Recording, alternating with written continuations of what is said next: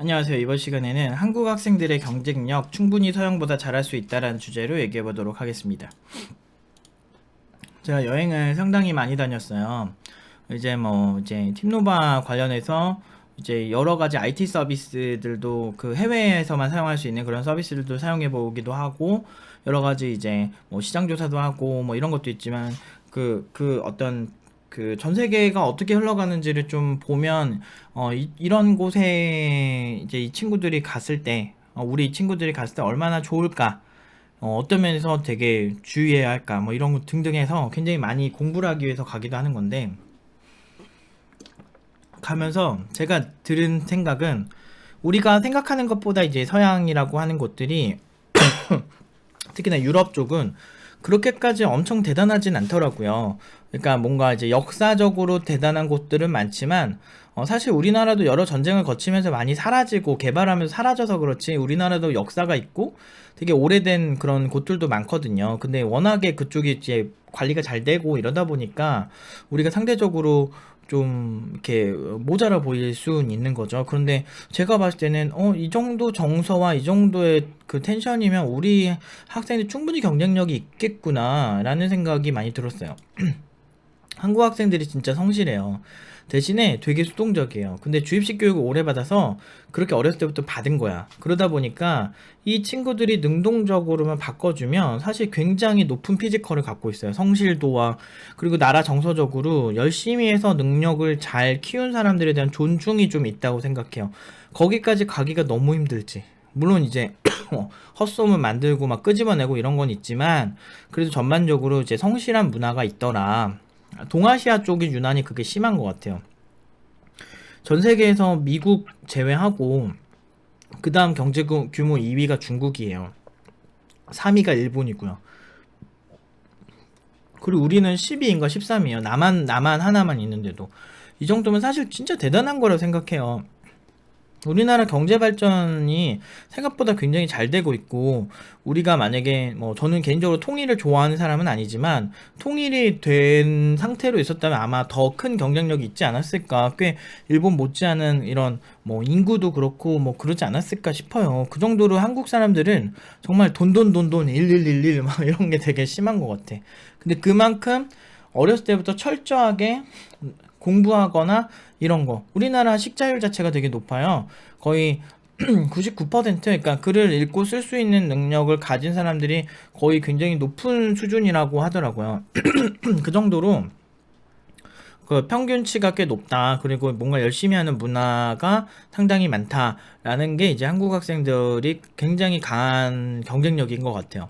근데 이제 이거를 좀 능동적으로 서양 애들처럼 약간 좀 풀어주고 이런 게 필요한데, 그건 이제 그게 좀 아직까지는 안 되는 것 같아요. 그래서 팀노바에서는 처음부터 이제 그런 자기 의견 뭐 토론 이런 거 되게 중요하게 하는 게, 자기 의견을 좀 능동적으로 얘기해 주는 줬으면 좋겠어. 전 그걸 좋아하거든요.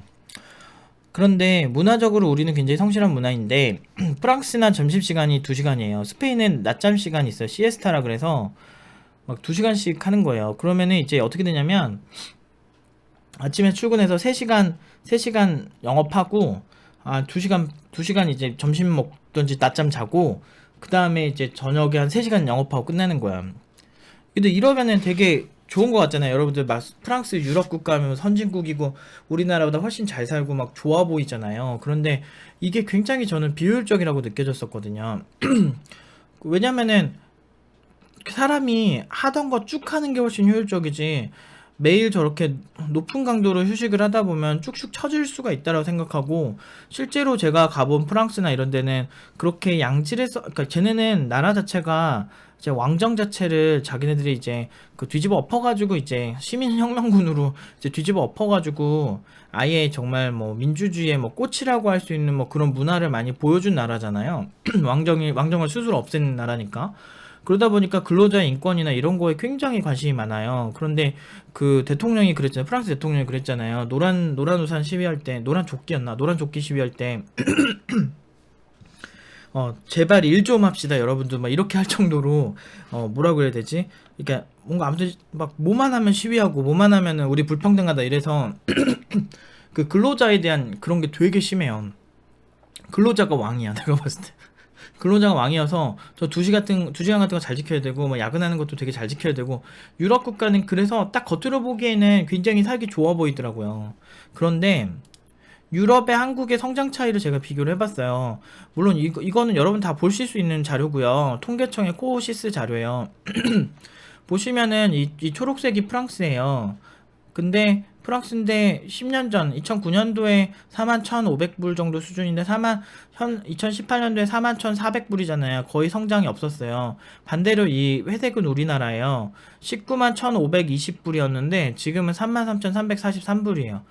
꾸준히 성장하고 있다는 거죠. 10년 전엔 2배 차이 나던 나라가 지금은 한 진짜 7,000불, 8,000불 차이 나는 수준에 그냥 멈춰 있는 거예요. 그게 무슨 얘기냐면 우리나라는 꾸준히 성장했다고요. 2009년부터 2018년도까지. 굉장히 우리나라, 저는 복지 선진국이 되게 좋아 보여도 엄청 잘 되는 꼴을 못 봤어요. 공산주의 사회주의 나라를 채택하고서 지금 잘 살고 있는 나라가 없어요. 다 나중에는 사회주의는 유지하되 일당 독재는 유지하되 나머지 이제 공산주의는 없애고 자본주의로 다 가고 있거든요. 그래서 뭐 베트남, 라오스, 뭐 또 어디야, 뭐 중국, 또 뭐 쿠바도 지금 이제 체제 조금씩 바꾸면서 그 외부 투자 받아서 뭐 그 짓고 있죠. 그리고 막 그렇게 다들 어느 정도 그 자본이라는 걸 인정할 수밖에 없다는 거죠. 그래서 그 가장 복지의 끝은 같이 생산해서 같이 쓰고 공공재를 같이 나누는 게 가장 복지의 끝이거든요. 병원도 공짜, 학교도 공짜, 모든 게 공짜니까. 그런데 그런 나라 다 안 되잖아요. 그러니까 저는 복지 되게 중요하다고 생각하지만 너무 복지가 이렇게 힘의 균형처럼 자본과 복지 이 두 개에서 잘 해야 된다는 거죠. 프랑스는 근로자가 굉장히 강한 나라예요. 그리고 나름 살기 좋은 나라라고 해서 그런지는 몰라도 출산 정책 같은 경우도 굉장히 훌륭해서 출산율 같은 경우도 여전히 높고 그런 면에서는 굉장히 우리가 배울 게 많다고 생각하지만 실제로 그런 어떤 근로자 중심의 문화가 오래 잡혀 있으니까 이런 결과가 나온다는 거죠. 그럼 이게 프랑스의 문제일까? 일단 프랑스의 실업률도 보셔도 우리나라 뭐 실업률 역대 최대 이러면서 막 그랬는데 생각해보면은 그렇게 유럽 나라에 비해서는 심하지 않았던 거예요. 이탈리아도 봅시다. 이탈리아도 10년 전만 해도 36,900불 정도인데 지금 34,300불이죠. 그리고 우리나라는 19,000불이었는데 지금 비슷한 수준이에요. 이탈리아랑 2018년도. 그 이유는 몰라. 2020년도가 돼가지고 정확히 모르겠는데 확실한 거는 우리나라는 정말 대단한 성장을 이뤘다. 이게 왜 그럴까 이런 생각을 해보셔야 돼요. 그런 어떤 문화적 배경. 그럼 스페인도 한번 볼까요? 2009년도에 32,300불인데 지금은 35,000불 오히려 내려갔어요. 그리고 지금 우리나라는 19,150불인데 2018년도에 33,300불. 그러니까 이 정도면은 국뽕 생길 수밖에 없죠. 오히려 추월했어요. 스페인보다 현재 1인당 GDP가 높습니다. 이것만 가지고 국내 규모를 얘기할 수는 없지만 다른 지표들을 봐도 그냥 유럽은 그렇게 살기 좋고 우리가 막 최고다라고 하던 유럽은 독일도 성장은 했는데 41,000불 정도에서 46,000불 정도로 성장한 수준이에요. 우리나라처럼 거의 막 진짜 몇 퍼센트야? 거의 막 5, 60%, 50% 이상? 50%까지는 아닌가? 아니 50%? 50% 정도? 한 10,000불, 12,000불, 13,000불 정도 성장했으니까 거의 한 5, 60% 정도 가까이 성장한 곳은 거의 없는 것 같아요. 19,000불에서. 그러니까 그만큼 이런 동아시아 특유의 그런 성실함이나 이런 빠릿빠릿한 서비스 실제로 가면은 빠릿빠릿한 서비스는 기대하기가 좀 힘들어요. 막 여유 있고 사람들이 막 재밌고 뭐 그런 면은 좋아도 물론 전 프랑스는 정말 최악이었고 개인적으로는 인종차별도 많이 당했고 굉장히 이제 그 편차가 심한 그런 사람들의 어떤 사람은 너무 무례하고 너무 최악인데 어떤 사람들은 너무 괜찮은 이런 것도 많이 경험을 했지만 일단 제가 전반적으로 이제 봤을 때는 확실히 한국이 훨씬 한국이나 일본 같은 이런 나라들이 훨씬 나은 수준의 서비스를 보여주고 있어요. 그리고 실제로 이제 앞으로는 IT 기술이 굉장히 주요한데 IT 쪽에서도 사실 뭐 중국이 현재는 굉장히 많이 주도를 하고 있는 상황이고, 일본도 많이 추격을 하고 있지만, 일본은 조금, 지금은 중국이 완전 대세라서, 이건 나중에 제가 기회가 되면 한 번 더 얘기를 하도록 하겠고요. 중국 쪽이 굉장히 얼굴인식 쪽이나 AI 쪽이나 이거는 국가 산업으로 놓고서 굉장히 많이 투자를 엄청나게 하고 있어요. 우리나라랑 투자 규모가 5배 이상, 그러니까 대략 비율로 따져봤을 때 5배 이상 차이가 나요. 우리나라가 좀 이렇게 비교적 저조한 편이죠.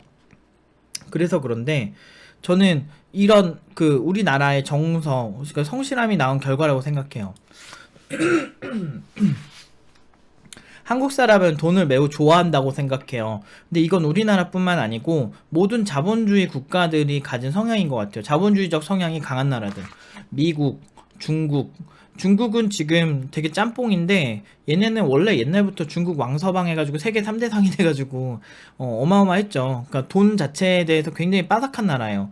그래서 뭐 파를 좋아하는 이유가 돈 발음이랑 비슷하다고. 그 정도로 돈을 굉장히 사랑하는 나라인데, 그래서 그런지 몰라도 이런 돈이라는 게 정말 무서운 게, 인간이 사리사욕이 되게 강하거든요. 내가 어린애들만 보더라도 내가 장난감 내 앞에 있는 거 내 친구 건 거 알면서도 내가 가져가려고 막 소유욕이 있단 말이에요. 돈이란 건 그런 소유욕을 충족시켜주는 수단인데, 심지어 사회적으로 인정까지 받는 수단이 되다 보니까 사람들은 누구나 그런 욕심이 있어요. 그런데 자본주의 국가들은 이런 거에 있어서 약간 정말 솔직한 것 같아요. 다만 여기서는 어떤 그런 완충제가 될 수 있는 그런 효과들이 분명히 필요하다고 생각해요. 그래서 복지라는 게 존재하는 건데, 문제는 이런 자본주의 국가들인 곳에서 사실 복지 수준이 높았으면 높았지, 그리고 복지 수준이 엄청 높을 수는 있어요. 엄청 높을 수는 있지만 그거를 유지하는 게 중요하잖아요.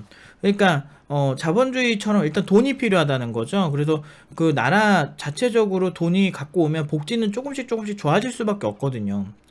그러니까 어쨌든 이런 돈이라는 거에 우리가 굉장히 돈돈돈 하는 게 되게 나쁘다고 생각을 하는데, 지금 미국 지표 같은 경우는 그 준비는 안 했지만 우리나라처럼 꾸준히 이렇게 성장을 해요. 그러니까 뭐 셰일가스 때문이다, 뭐뭐 때문이다라고 할 수 있지만, 결국엔 셰일가스를 발견하고 그거를 자본화시킨 건 미국의 능력이거든요. 결국엔 어떤 컨텐츠를 어떻게 해서 저 자본을 늘릴 것인가, 그만큼 돈에 관심이 많고, 이런 나라들이 경제 성장이 꾸준히 되는 경향이 있어요. 그래서 그것 때문에라도 우리가 성실한 이런 문화를 가진 게 우리나라가 저렇게 성장할 수 있었던 경쟁력 아닐까 싶어요. 그래서 국뽕이 막 생기는데, 삼성이요, 2000년대 초반만 해도 여기 순위에서 한 요 정도? 한 진짜 10위권 안에 겨우 드는 수준이었는데, 지금 2000년대 초반 이후에 20년이 지난 이후에는 현재 최근에 1위를 했어요. 그러니까 한 4, 5년 전만 해도 인텔이 1위였고 삼성이 2위였는데, 이제는 그냥 삼성이 1위를 해버렸어요. 반도체 분야에서. SK 하이닉스도 굉장히 높은 수준이었죠. 옛날에 IMF 터지고 국가가 굉장히 힘들었을 때가 있었어요. 그때 SK 하이닉스, 그러니까 현대랑 LG 반도체에서 삼성은 내비두고, 삼성은 이제 1위니까 내비두고 너네 둘이 합병을 해라라고 해서 만든 게 지금 하이닉스인데, 지금 하이닉스도 세계에서 이제 세 손가락에 꼽히는 그런 이제 매출 규모를 보여주고 있다라는 거는, 저는 이렇게 독과점이 처음엔 되게 나쁘다고 생각을 했었는데, 그렇게 배웠죠. 정확히 말하면 나쁘다고 생각한 게 아니고 배웠어요, 누군가에 의해서. 근데 그렇게 했는데, 생각해보면 지금 페이스북도 SNS 독과점이죠. 거의 트위터도 나는 단문 메시지에선 독과점이라고 보고 또 유튜브 같은 경우도 독과점이라고 보고, 구글도 검색시장 독과점이라고 봐요. 근데 이제 앞으로는 경쟁 상대가 직구를 할 때도 뭐 해외에 있는 곳에서 직구를 직접 하는 경우 많잖아요. 예를 들면 우리는 뭐 알리익스프레스에서 뭐 구매하고, 뭐 해외에서 직배송을 해주는 서비스가 많아지면서, 이제는 직구 레벨이 조금 이렇게 난이도가 낮아지면서 이제 해외에서는 국내에 있는 사용자까지 빨아들이려고 하고 있어요. 쇼핑몰도 그래서 우리나라 11번가랑 이제 해외에서 경쟁을 해야 돼요. 그래서 11번가나 이런 기업들은 이미 뭐 태국 같은 데도 진출을 해 있고, 우리나라 사람들도 굉장히 많이 이미 진출을 해 있거든요. 근데 그만큼 이제 해외와 우리가 예전에는 좀 간접적인 경쟁이었다면 이번엔 직접적으로, 그러니까 상품을 사고 파는 행위에서도, 서비스에서도 막 경쟁하고, 우리나라에 막 요기요 들어와가지고 배달의민주랑 합병되고 막 그러잖아요. 국내 기업이랑 경쟁하고, 뭐 또는 뭐가 있을까? 또 뭐 카카오택시랑 무슨 우버랑 막 경쟁을 한다든지 뭐 이런 것들. 그러니까 국내 기업끼리의 경쟁이 이제는 아니다, 이런 게 굉장히 가속화되고 있다, 그런 거에 있어서 국가적으로 하나를 키워가지고 그거를 밀어붙이는 전략도 이런 좋은 결과를 내기가 좋다 라고 생각을 한다는 거죠. 그러면 여러분들이 그런 생각하실 수 있어요. 독과점이 나쁜가 생각하실 수 있는데, 페이스북이 독과점하고 유튜브가 독과점을 한다고 해서 그 서비스가 유료화되진 않았잖아요. 그래서 막 우리가 손해본 거는 아직 없잖아요. 오히려 무료로 양질의 서비스를 더 많이 이용을 할 수 있게 됐기 때문에 그게 꼭 나쁜 걸까? 라고 생각이 저는 좀 들어요. 물론 제가 맞았다는 얘기 절대 아니고, 여러분들이 생각해 볼 만한 여지를 던지고 싶은 거예요. 우리나라도 이렇게 국가 차원에서 반도체 산업을 키워주지 않았으면 이렇게 전 세계에서 1위를 할 수 있었을까요?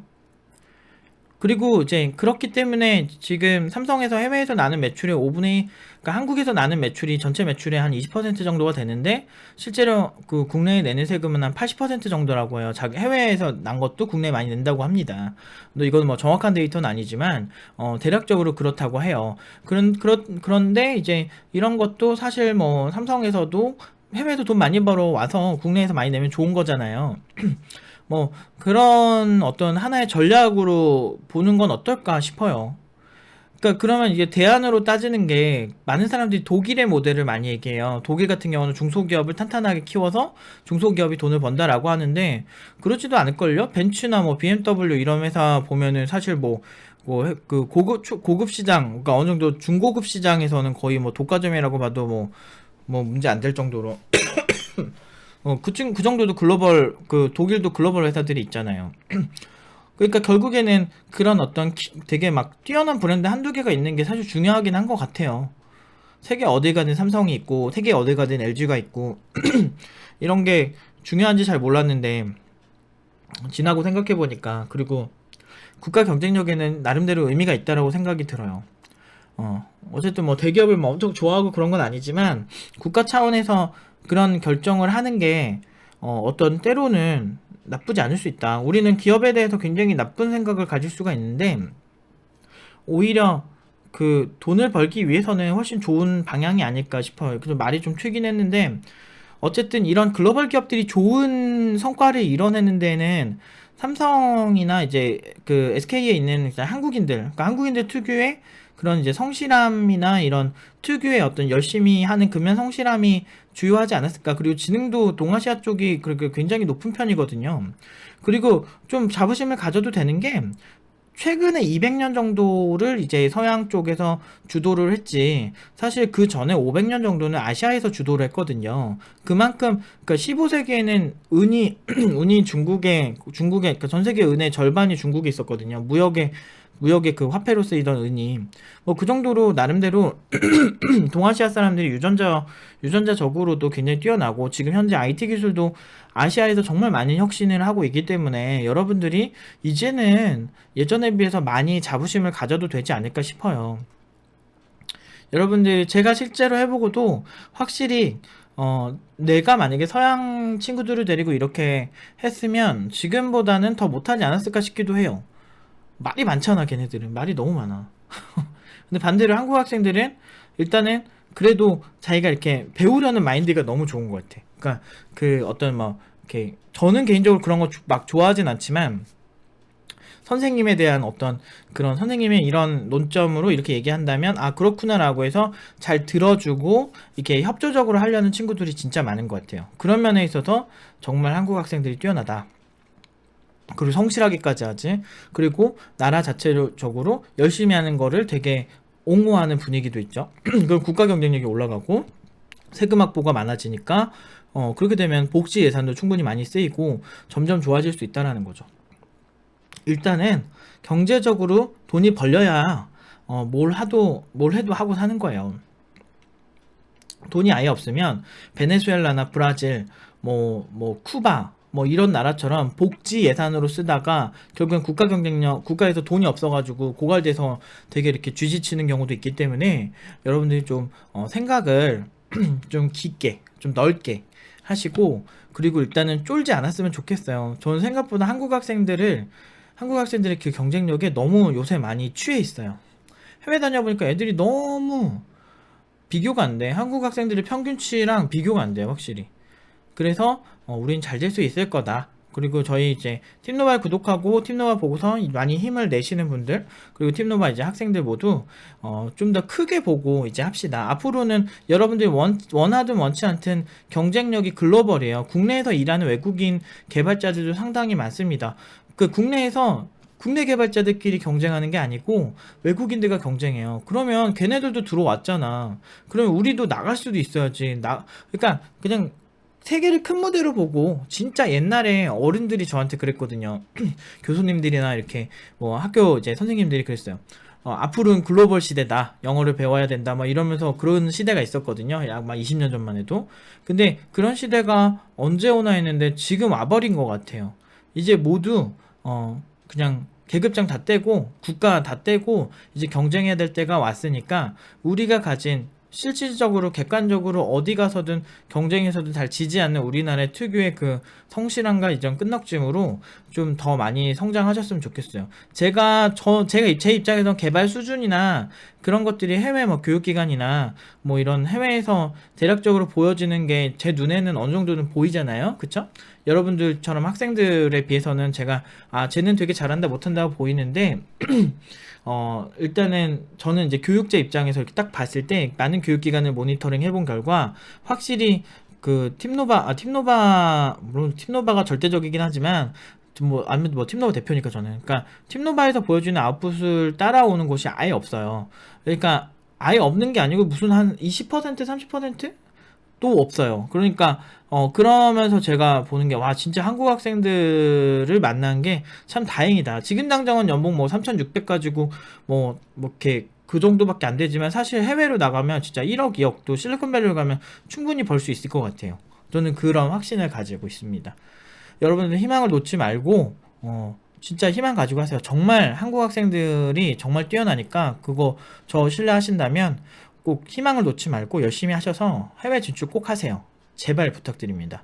아무튼 여기까지 하도록 하겠습니다.